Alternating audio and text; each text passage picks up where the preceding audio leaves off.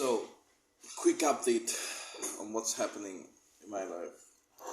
I try to do these videos once a year, but this year is way too crazy for me to just do one of them. I think.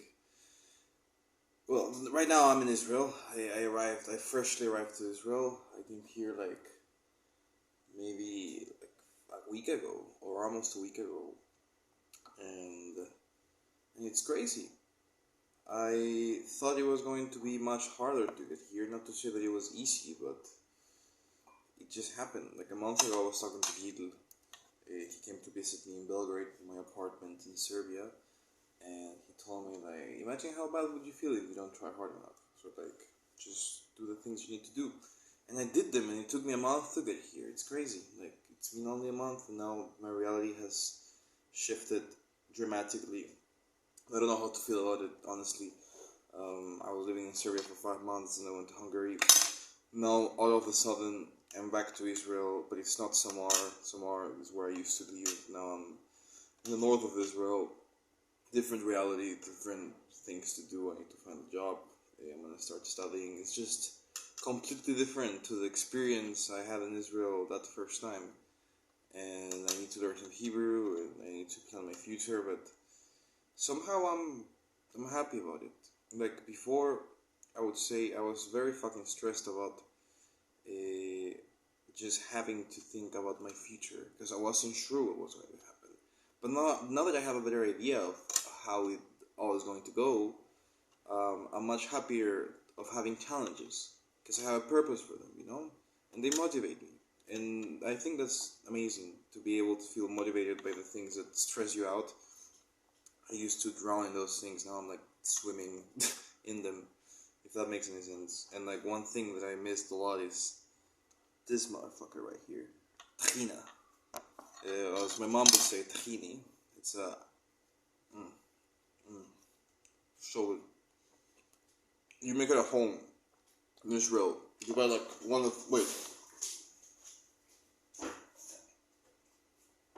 so you buy one of these. It's raw tahina. It's raw because it's just like the substance itself is very like brownish and thick. But then you put lemon in it, salt, water, some garlic if you want more taste. Some people add olive oil and other shit. And then you have this amazing sauce, and it's so easy to make at home, and I fucking love it, and I miss it. And it has more calcium than milk. So that's crazy. Anyway, what was I saying? Yeah, this was a fucking, I was going to say nightmare, but it wasn't just a nightmare, it was a lot. I started traveling. I feel like I was trying to escape from something at some point. I just kept buying tickets. I left Israel. I left Samar, which kind of felt like living in Israel at the moment. And then I went to Portugal, stayed there. I was oppressed in a hostel. I was the worst volunteer in the world there. People fucking hated me. I wasn't doing much to be liked anyway. I didn't want to be there. But then I got over it and my perspective changed. I started to try and have fun with the challenges of life. That's when it all started. I left the hostel and I went to this community, also in Porto, that a friend of my ex's, someone recommended me to go there. And I stayed there for a couple weeks. And it was my couple weeks before I went to Germany because I was going to see Maya at the moment. And I don't know, things changed. I felt much more relieved about a lot of circumstances. Like when I was in the hostel, I went to sleep into this room full of people, and they wouldn't let me sleep because some of them would wake up in the middle of the night. Some of them had shifts at different hours, so they would wake me up at certain times where I was sleeping. And it was very stressful because I wanted to be alone, and I didn't have this time to rest and cry and I'm a very sensitive guy.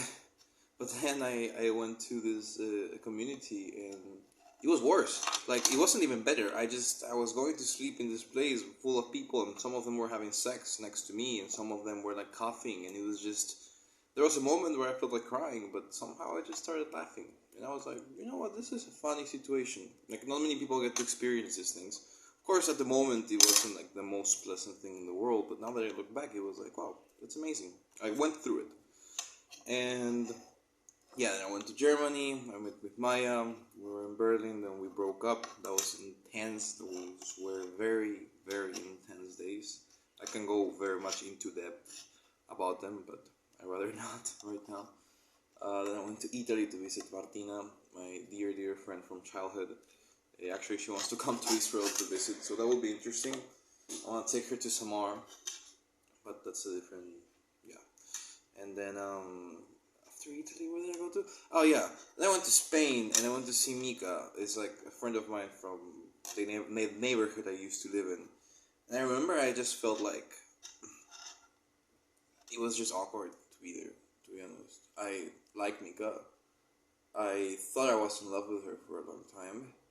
But at that moment, she just wasn't having it. She was going through something, and I was going through something as well. I was confused. I didn't know where to go. And she was just like studying for the scholarship, and she was stressed about money and food and her relationship with her boyfriend, and I could just feel that, you know. And I don't think she was ready to host me, and I don't think I was ready to see her, and it was just a mess. And in the end, I left. It wasn't like that dramatic, but it just felt weird to be there. And then I left. I went to Ariana, my sister's friend from high school, and yeah. Then I stayed with her for one night, and then the next night I was going to take the flight. So we just drank the whole night. We invited some friends, and we got very drunk. And I went to the airport drunk as shit, and I had to take a flight to Amsterdam at the moment. And wow, like it's I don't know if you guys have ever like tried to go to an airport drunk, but it's not easy. It's like I don't even know how they let me in. To be honest, I was just a mess. But I managed to get there. I managed to get there, and I got to the plane. Then I arrived to Amsterdam. Then my dad did a deposit of like $100, which is not that much in Amsterdam in Holland, and I bought a train ticket to Groningen, which is the north of Netherlands. And I just remember spending like maybe I don't know €50 on the ticket or something like that. It was like half my money for the month, well for the week at least. Um, yeah, I was just like very afraid of going to like my friend's place broke as fuck. But I didn't tell him I was broke. Maybe he thought I just was traveling with my money, but I just didn't have much. I didn't plan those trips. That's the worst part. I did not plan those trips, and that's why I was not having so much fun all the time, you know? But I went to visit my friend. I went to Groningen, and it was cool. I mean, he showed me around Groningen. We went to this jamming place, some bar. We jammed there. It was nice. I met this girl, the Spanish girl called Julia. She's like a movie director, or she wants to be, but she has some very cool projects. And the thing is that he was very much into her, to the point where he was even saying he was in love with her. But then me and her had like this click, so we started making out and dancing, and at one point we ended up hooking up. And my friend found out because I kind of told him. I was just implying what, like, I don't know, it was the situation. And then I feel like maybe he just didn't feel the best out of that. Maybe I wasn't a good friend, I don't know. But then he did borrow me. I borrowed from him some money in the Netherlands. Wow, it's too much information. I don't know if I have ADHD, but I clearly I'm starting to tell the story. But yeah, it was a lot. It was a lot. And in the end, like, we said goodbye. I hugged him. Everything was fine. Last night, I went to sleep at Julia's place. And stayed there the night. I left early. Said goodbye. And she told me that I could come back if I found a way. And we tried. We tried to make it happen. But then I had to take it to Scotland. So, fuck. Like, I had no money. Like, no money. I had maybe €50, and I spent them all the train ticket to the airport in Netherlands, in Amsterdam. And I was like, fuck, where do I go now? Well, I had a ticket to Scotland, but it was like what do I do? Like I had no money. So I arrived to Scotland. Um, Dan was waiting for me there. It was nice. You know what? I don't want to tell the story of Scotland. Fuck it. It's too long. In 1 month. Overall, I was with Dan. We stayed together for a long time in his apartment in Glasgow. I met Aslan. He did a bunch of tattoos. He did this one. 2 more on my legs. Wait. And this one. And this one. And yeah, that's not this guy, but I met him in Portugal. Whatever. And yeah, I don't know. And the best part of Scotland maybe was being with Martina, because then she arrived, and me and Dan and Martina, we had so much fun. I think Dan was also stressed about university, and I was stressed about like my life in general. So it wasn't as nice, but we did smoke a lot of weed, and we went to this island called Isle of Arran, and then he also took me to London, and then went to Newbury, and I passed by Oxford. I passed by like a lot of fucking places, and that was so fucking cool. Like I'm very happy of that experience. Yeah, then Martina came at the end. We had so much fun. They hooked up, Martina and them. That was funny because I could hear it, and yeah, then I didn't know where to go. I was panicking. I had no money. I had no more plans. My plan was to stay in Scotland, and I was like, okay, what's next? And I was like, oh yeah, I have Croatian ancestry. Why don't I go to the Balkans and I try to maybe become Croatian? So I told my mom I had no money, and I had this idea of getting a Croatian passport, which would pretty much make things so much easier for me in many ways, because having a Peruvian passport kind of fucking sucks if you want to survive in the first world. And yeah, so she bought me a ticket. And I went to stay there for around 2 months with the ex-wife of her husband's cousin. Yeah, so I went to there to stay with her. Nina. She's very cool. She's very nice. And then Serbia. That was a whole different chapter.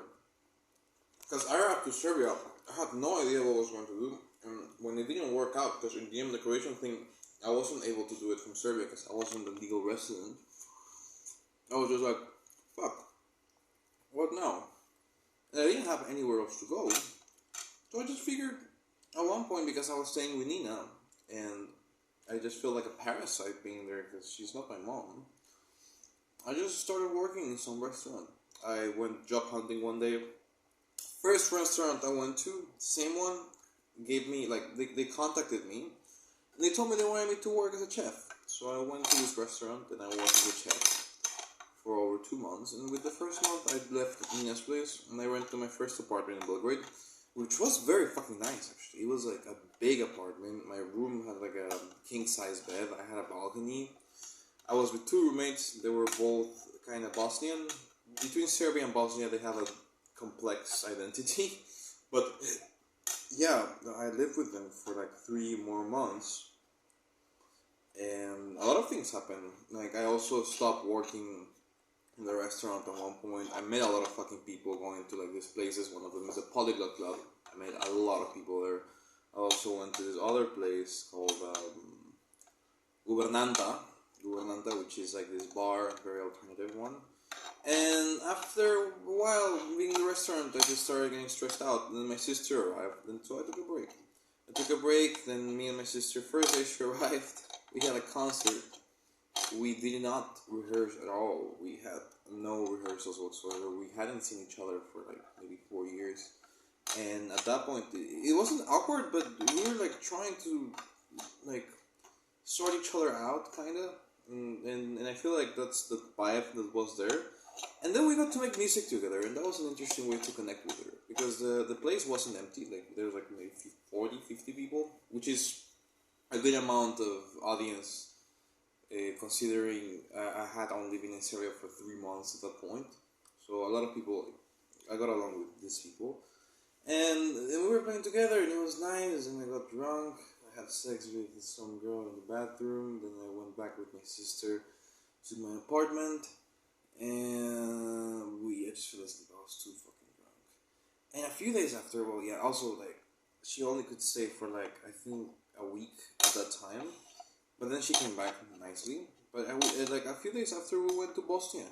To Bosnia because my mom sent some Peruvian candy to Bosnia, and so we took a BlaBlaCar, which is this app where you contact people to take rides because they want to take a ride, they want to spend less money on gasoline or whatever, and fuel.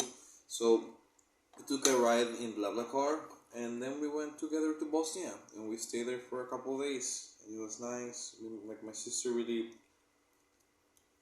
made my perspective of Serbia change, because now she's doing what I was doing, she's traveling. She probably has more money than I have, so she'd probably enjoy it a bit more.